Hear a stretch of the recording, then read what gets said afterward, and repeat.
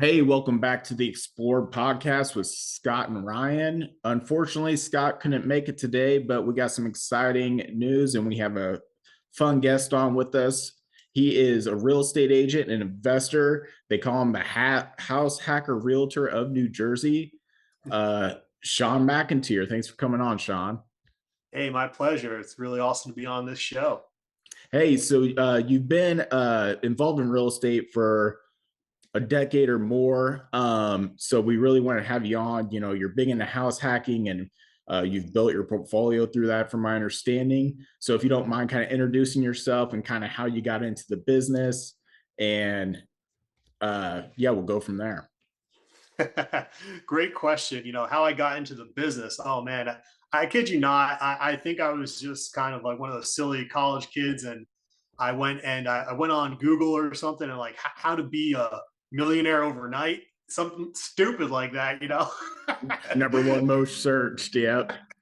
Like how can I do it? And fortunately, I stumbled across this real estate forum called Bigger Pockets, and I found an article that pretty much said, yeah, there's no such thing as being a millionaire overnight, and that's how I kind of start falling in love with real estate investing. So one thing led to the next, and spent my evenings, days, every waking hour on the forums, and yeah, really started getting very interested in real estate and introduced the books and networking and all that kind of stuff.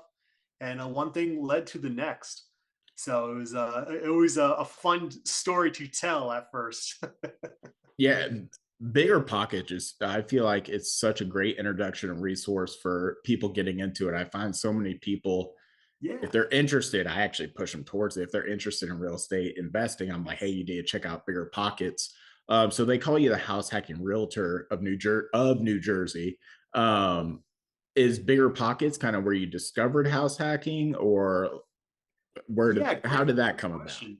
So I guess really it was Bigger Pockets and networking with other members on the forums. I go far enough back where the coin house hacking or the term house hacking wasn't coined yet. So it was just living in a multi-family, renting out the other units. We didn't have a trendy name yet when we first started, and then obviously the members came along and said, "Hey, let's do a house hacking." So we're like, "Yeah, that's what we do." So I guess we grew into that name, if that makes sense. But yeah, we found the forums, networked with other people, and we're like, why on earth should we be living in a single family and essentially paying the full mortgage ourselves, working every week when we could live in a duplex and have tenants supplement that mortgage payment for us. Right. So yeah, for people that don't know, house hacking is you can do it with single family. I think it's a we'll have Sean go into it, but it's a little more comfortable if you do it multifamily. It's you're the owner, and then you rent out the other units to, like you said, pay for the mortgage. I guess, do you have some house hacking tips, or kind of maybe it's how you got into it with yeah, I guess what's step one? If somebody's like, oh, this sounds great, I want a house hack. Did you do it with your buddies the first time? What happened? Yeah, great question. Yeah, so really, it was me and my wife on this journey. We knew we wanted to invest, but we really didn't know how to invest. So we ended up going out buying a single family. And I guess let me backtrack a little bit because I found Bigger Pockets and I was into it, but I didn't really network that much at first on Bigger Pockets. Then we were diving deep into real estate, found this single family. We're like, this is great. It's close to a train station. Living outside of New York City and northern New Jersey, we have a lot of train stations that go to the city. I'm like, this is perfect. We'll rent. Then I kind of started diving a little bit more deeper on Bigger Pockets, networking with more people. And all of a sudden, we found out, wait a second, there's a lot of other strategies out there that make a lot more sense. So we actually end up selling that single family home, moving back in with my parents, and then we purchased a multi-family property, a duplex, just based on what was working really well for other people in our market. And we weren't doing anything too complicated. We were just repeating the systems that worked well for decades before us. And duplexes tend to produce a little bit better in northern New Jersey because we're notorious for having high taxes. So a great way of supplementing that is, having 2 units or more to rent from. So that's how we kind of fell into duplexes. Now, obviously, fast forward into 2020 and beyond, single family is actually starting to get another go at it where we're doing this rent by room, short term rentals, all that kind of stuff. So, a lot of different ways you can go with house hacking, but it's been an amazing journey for us over the years with the duplexes. So the rent by room, I see that a lot, like in college campus areas, rent to students or something like that. Military base areas. Is that are you in one of those areas, or is it just something that I feel like it's not typically in our area? It's the whole house, and then people split it Yeah. up if they're. But yeah, what's going on So up there? what's really huge in our area is the midterm rentals. A lot of times what we have the college campuses and all that, and that's great. And we love actually renting to college students. We have a lot of success with that. We get the co-signers, we do all that, but they're normally we'll lock them into a 1 year lease, starting at the beginning of the semester, going to the following year. And it's been working wonderful because we have the parents co-sign, they're really responsible. We get Right. the checks on autopilot, works great. um, but I guess with a single family, a lot of times the rent by room, either like a short term rental or a midterm rental where you have the traveling nurses. I have a couple clients right now that are just killing it with that. And it's just like it kind of came out of nowhere in the past couple of years because of obviously everything with COVID and all that Yep. happening. Really made a focus with these traveling nurses. And there's a massive community out there of traveling nurses that need locations. And when you're in close proximity to a lot of people, lots of hospitals, you're able to find these properties that make sense in a lot of markets in northern New Jersey. So You know it's out what's great. funny? My wife is actually I've taken a step away for a minute. I'm still doing the podcast and some media stuff for the real estate company, but my wife is travel nursing because she's a pediatric nurse, and there's high demand. She was looking to take another step forward professionally. The focus has been on me lately, but I'm actually sitting in a house right now that's a short term rental in Long Beach, California. Oh, awesome. So yeah, this guy, he only owns a handful of units, but he put it on Furnish Finder and Airbnb, and we actually found it on Airbnb, and it was cheaper to book it through Airbnb nightly than doing the Furnish Finder. But Cool. looking at the prices in the area and stuff and what we're paying, I'm sure he's making a pretty penny off of us. But it's kind of part of the game. You get paid quite a bit more with travel nursing because you're constantly moving and uprooting and stuff. So that's kind of funny coincidence that you said that. But back to house hacking. The first house you bought, you said was a single family. Did you house hack that property, or we sold it and then started house hacking? Yeah, we actually were, and at the time we really didn't know what house hacking was, but it was we were just like, okay, this doesn't make any sense. We're every single day we have to work to pay for this mortgage. So we had a friend of ours that needed a place to stay, so we let him rent out the room on the first floor, and it worked out great. I'm like, okay, we're making, saving a couple $100 at least. But yeah, long story short, we're like, okay, we can do a lot better than this. And Yeah. we ran the numbers and we saw what other people were doing. We're like, okay. And mind you, at that point we had our first son, we had another on the way. So we're like, okay, if we really want this to work, we can't have our friend living with us forever. We're gonna need bedrooms. That was So my next question. So I have 3 kids. You said you have four. yes. And so yeah, that was my next question. I'm like, you had 4 kids and you're house hacking a single family? Yeah, I kid you not. And when I reach out to relatives, they just ask me, "Is it a new child or a new house?" And I'd be like, "Yeah, new child, new house, new child," and back and forth for a couple of years because we just go property to property, and it's like it was so safe for us because we didn't have to. And I think this is one of the attractions for the duplexes is that it's perfect if you have a family and you want to have your separation because obviously the friend that was renting from us, he was a very close friend. It was someone we Oh, trusted. sure. Wasn't a stranger off the street. But there's only so much of that you can do. where it's like, okay, we need to be away from each other. So we obviously lived on one of the units, and we'd be very comfortable renting out the upper unit. No different if we were living in a condo or apartment complex. You have neighbors. The only difference is we got to select our neighbors, which was always a fun thing. Do tenant screening, all that. So yeah, I mean, really, something I always like to mention with our first property is, it was about a $2,200 a month mortgage payment, 3 bedroom, 1.5 bath, further west from New York City, so further from New York City, um, further on the transit line and everything. Our first house hack that we ended up moving into was about 25 minutes closer to New York City, substantially closer on the transit line.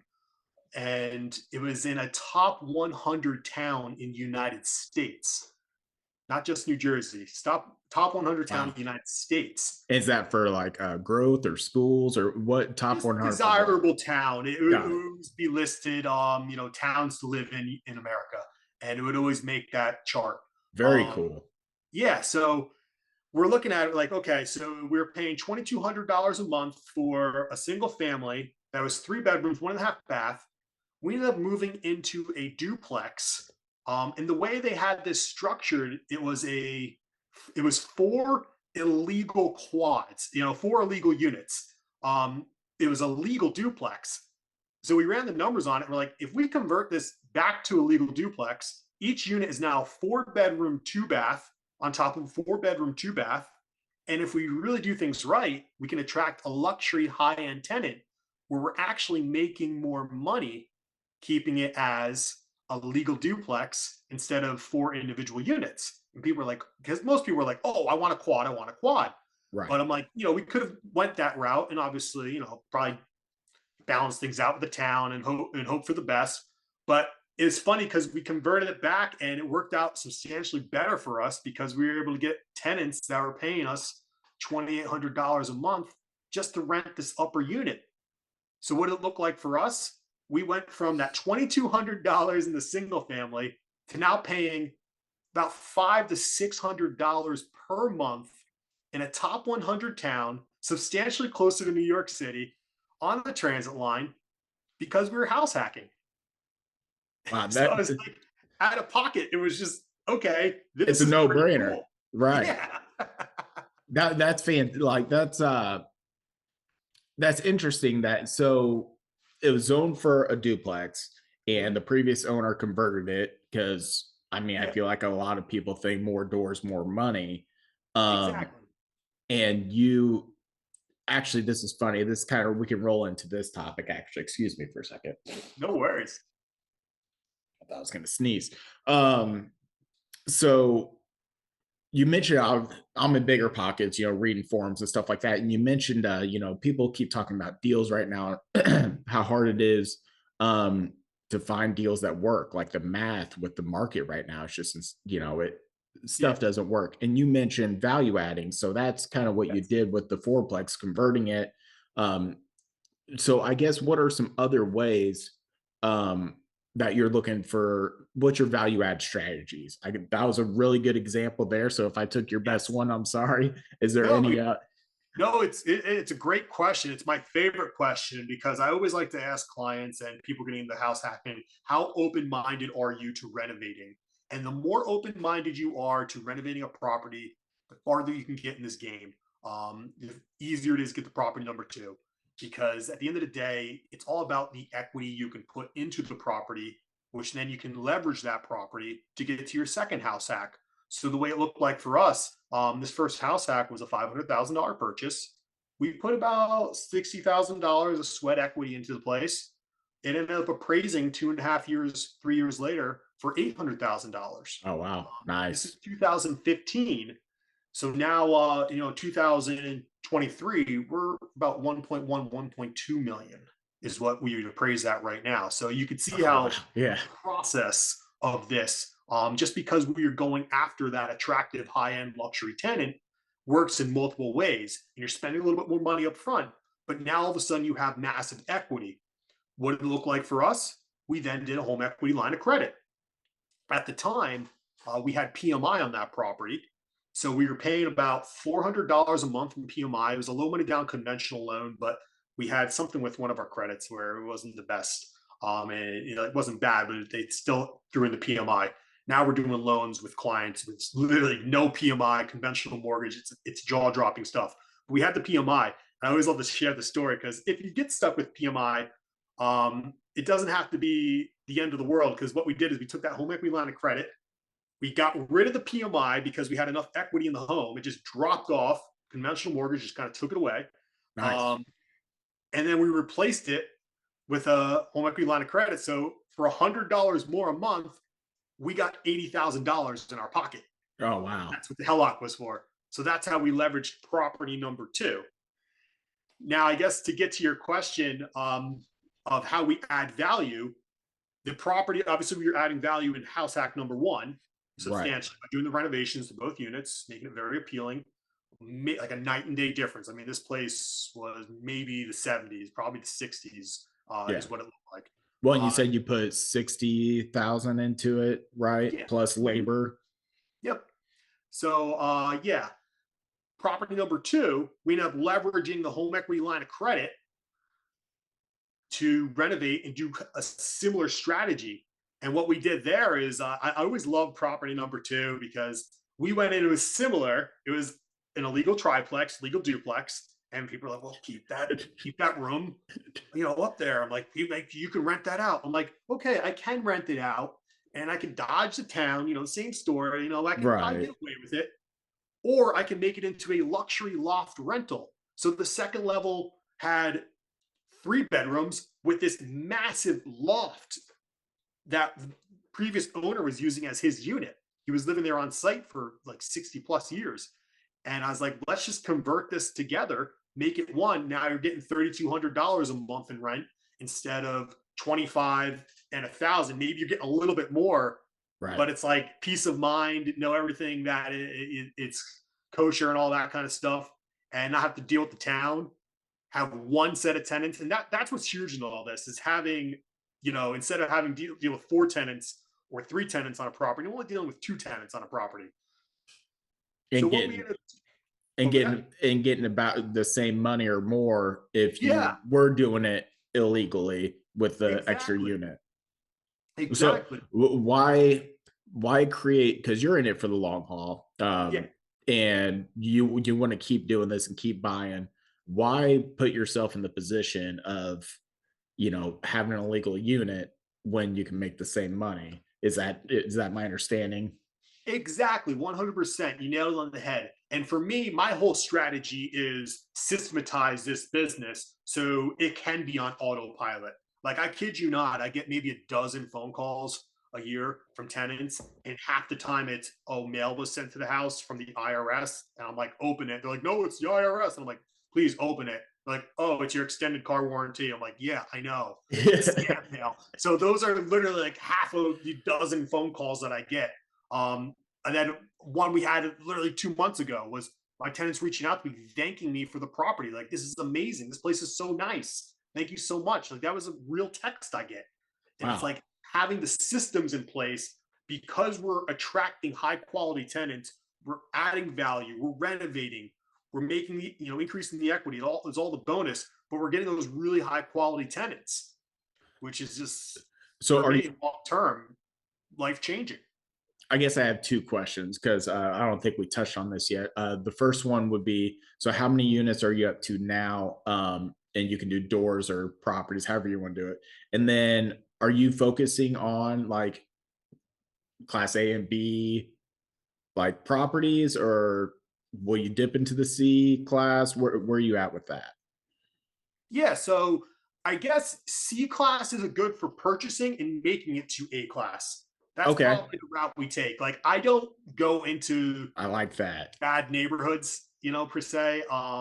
A lot of them, especially in northern New Jersey, this is what's so important with working with experts in your market, wherever you're located. There are certain markets that are off limits. Pretty much when you hear New Jersey, everyone's like, this is a tenant friendly state. Don't invest here. It's so bad. But a lot of that has to do with the horror stories where you're investing in areas, you don't want to walk out at night. And I kid you not, if you look at some of the crime statistics and you look at some of what's going on in some of these not so desirable neighborhoods, there's always something. And I don't know why no one ever brings this up. Maybe I could be the guy to expose it. I don't know. But if you look at the landlord rules and rent laws, they're some of the strictest in the world. And they happen to be in those locations. And it almost forces, professional investors out. We're like, I'm not going to go invest here because if I can't evict someone or I can't raise rents, why would I want to invest here? And Right. ironically, those areas are they tend to have higher crime. So for us, we're always looking for that C to B neighborhood and making it to an A style Property. rental. Got it. So like the D and the F, yeah, we don't go there. I don't bring clients there. I'm like, no, Right. it's here.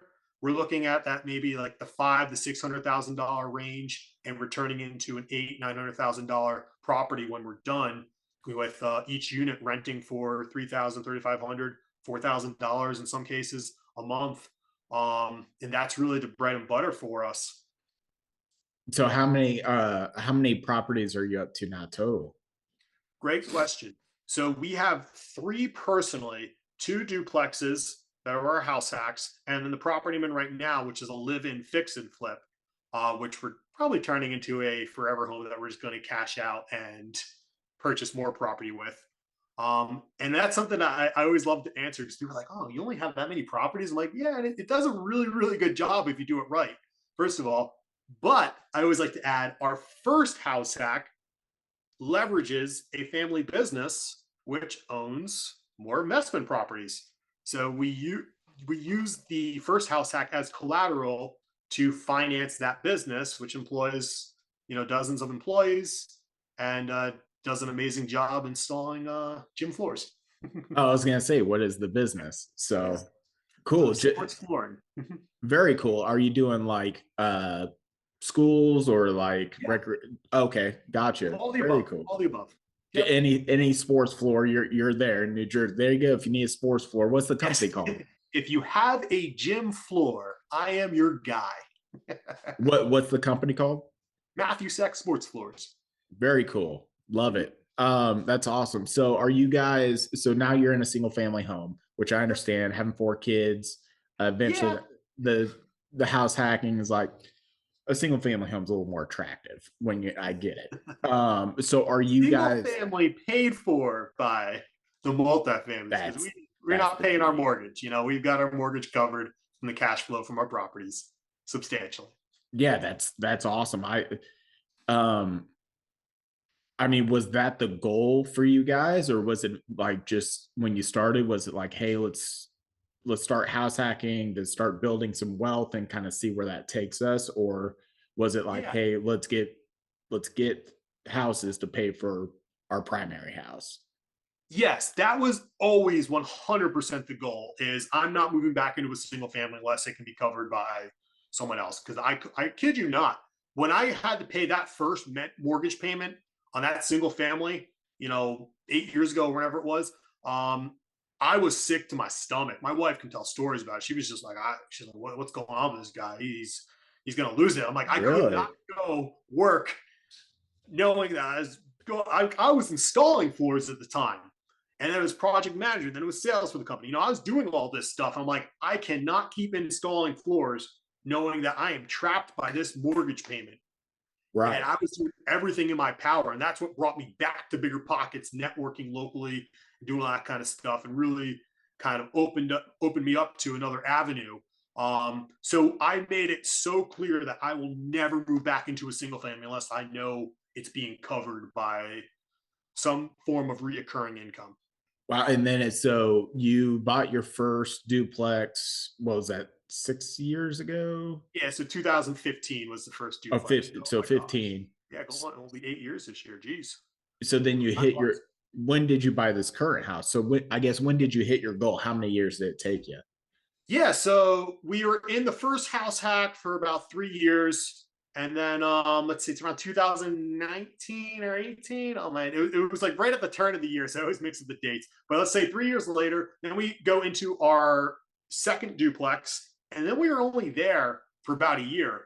which is super cool because first duplex, we did most of the work ourselves. I subbed out the major work, and it took us like 2.5 years to renovate. But then Oh wow. duplex number two, similar amount of work, but we had our systems in place. We took action.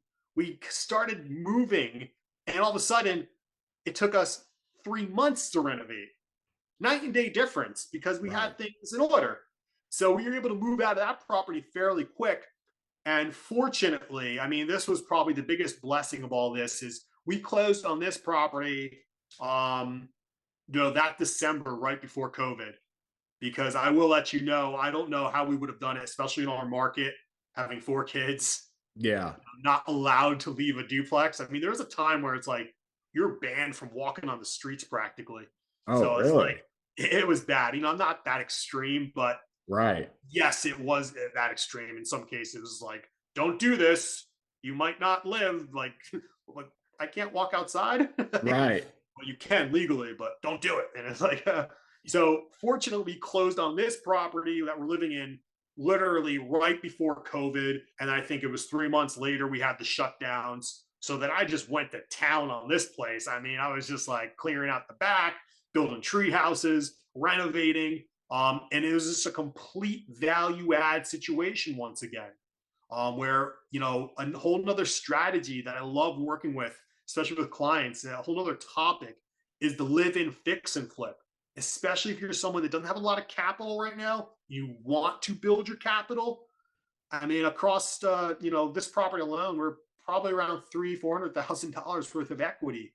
Kid you not. Wow. That, Um, congrats. You are just yeah. an equity king over here.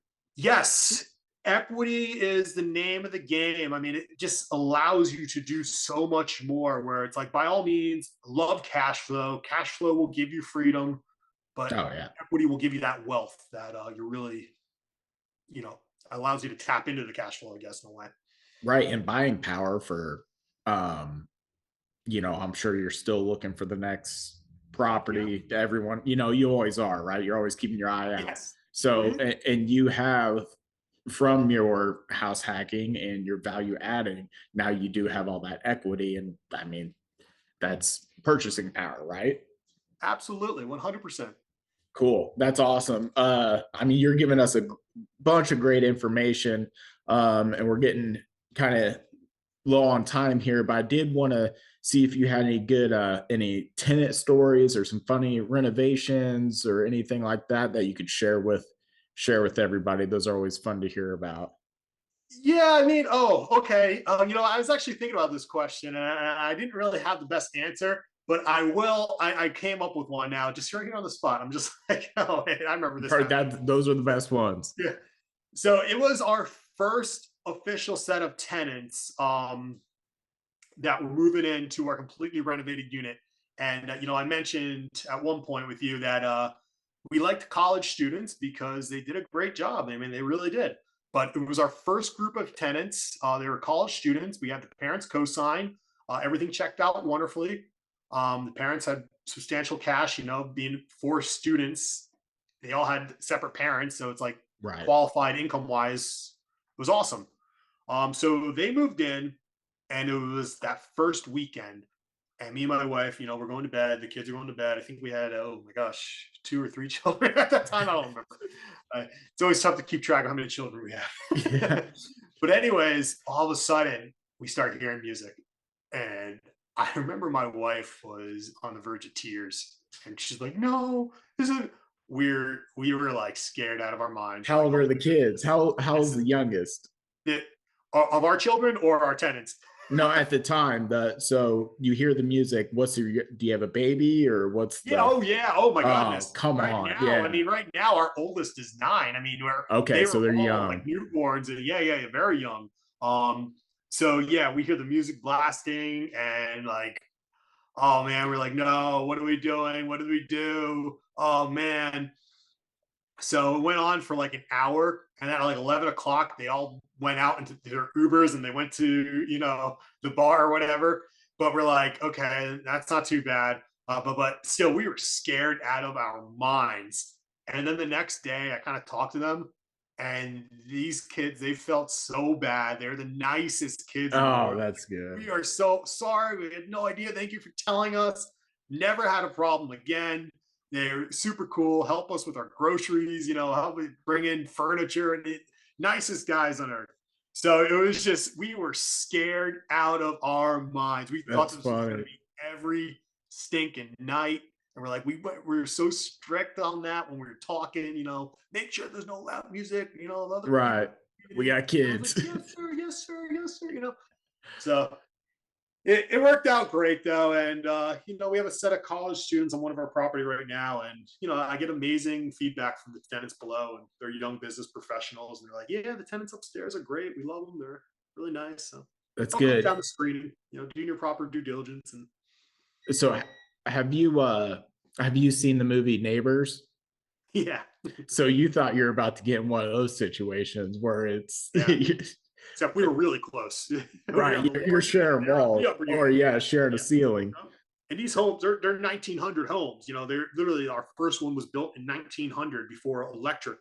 When they put it in, they had gas lamps. You could see some of the gas ports in the house. That's how old it Oh is. So wow. it's not like these things are insulated and there's Right. acoustic barriers and all that kind of stuff. So being on the first floor, we're like, oh man, what's going on? This is gonna be wild. But Yeah. I had a little chat and they worked out great. I guess it would be interesting buying up in your area because it is so old and Yeah, like developed like so long ago. The things you can probably see yeah. and run into is probably like, I don't It, know. it's funny because like I'll get when I meet a new client, they're like, okay, we want to make sure that we're not going to buy an old house. We want to make it be new. I'm like, all right, are you pre-approved for like $2 million? Right. No. I'm like, okay, well then you're not buying a house because 99% of the houses on the market are 1950s and earlier. And I'm like, oh, okay. And I'm like, Right. Yeah. And if you buy a newly renovated home, it might look new inside, but who knows what's behind the walls? Is it still the old plumbing and wiring? yeah. And it's like, at the end of the day, it's like, why would you want to step over a dollar to pick up a dime? And that's really Right. what you're doing. If you're going to buy a turnkey home in our market, you're going to be sitting there for a while. Kind of going back to what I said earlier, where it's like, if you can do the value add and, increase the equity, at the end of the day, that gets you to property number two, three, four so much faster than if you just buy a turnkey and you're kind of a sitting duck. You got nowhere to go. By all means, it's great. I would advise it over an IRA or a 401k. But Right. at the end of the day, it's like, why do that? Just learn, even if you're not a handy person, even if you're not into this kind of stuff, any way, shape, or form, you can increase the value. Just renovate the kitchen, renovate the bathroom, do something. It will get you places so much faster Right. than Than if you just buy buying. a turnkey. Right. I totally agree. So before we hop off here, you mentioned right before we started the podcast, uh, some financing. Everybody's talking about putting 20% down and stuff like that. And you mentioned uh, not having to put that much down. You want to Yeah. hit on that a little bit? Absolutely. Right now, it is one of the most successful things we have going on, especially for our clients and ourselves. Is just we're implementing a loan from a private bank that's doing a 5% down, no PMI, conventional mortgage, and it's like it's just night and day difference where you get to save $300, $400, $500 in some cases of PMI not included. You don't have to pay for any of this stuff. And what's so magical about it is that once you get enough equity in the home, you just go on to property number two. You don't have to refinance. So let's say you get under contract tomorrow and everyone's like, oh, refinance in 2 years when the rates go down. I'm like, well, how do you know the rates are going to go down? You do, You don't know yeah. that. So like, how about this? Refinance if the rates go down, but you're safe if they don't. Right. So using a loan like this, it doesn't, where if you go in with FHA, you have to refinance, they remove that PMI, and now it becomes a major predicament. It's like, do I really want to restart my loan from day one, which is the highest payment, to interest, or just keep that loan. And it might be more cost efficient to pay PMI the rest of your life on an FHA loan than if you were to refinance. And it's like you might drop the PMI, but it doesn't mean you're necessarily saving money, if that makes sense. So with this type of mortgage, being able to use a conventional mortgage on a multifamily property, it will save you so much. And my clients are loving it. So that's been a huge game changer for us. And they're very rare to find, but I don't know what other markets are like, but keep networking. That's the Yeah, best thing I no, would yeah, say. I might have to come back to you on that. Keep making phone calls. I mean, that's all I did. I remember these because these loans were huge about 2 years ago. Right. They're easier to find. They still were a little rare. A lot of people denied they existed, but right now, most lenders are like, no, that doesn't exist. No, that's not possible. No, I'm like, me and my clients, we're doing it. I don't care what you say. We're doing Yeah. it. We're loving it. And so it's a game changer for the multifamilies. Yeah, Sean's got the hookup. Everybody reach out. Well, this is great. I really appreciate you coming on. Before we go, is there you want to share anything, stuff you got going on, where you can be followed, stuff like that? Yeah, absolutely. My Instagram is Shawn Sells NJRE, and that's SHAWN. Bigger Pockets, please look me up. I have an awesome profile. I love my Bigger Pockets profile. If you're in New Jersey and you want to be a part of real estate investing meetups, I do plenty of them every month. We have a lot of awesome special guest speakers. Looking to set one up soon with some midterm rentals. We like bringing in special guests from other markets to talk about Airbnbs, everything. So it's not just all about house hacking. It's about helping investors in every capacity we can. Love doing that. And then if you're ever interested in learning about how I run a real estate business, I love helping other realtors that want to grow with investors. Do a lot. My business is based off of Bigger Pockets, and we're doing no crazy amount of lead generation. So I love networking with other investors that might want to get the real estate license or have the real estate license in any market that want to grow business in that capacity, because it's working great for us, and love sharing and helping other people grow as well. That's great. Well, we appreciate it again, Sean. Again, everybody follow Sean. Feel free to reach out. Super friendly guy. He'll help you out any way he can. Uh, and yeah, thanks for listening to Xplor Podcast. Subscribe to us on YouTube and follow us on any platform you listen to podcasts. So thanks Awesome. again, and we'll catch you on the next one. Thank you, Ryan. Have a good one.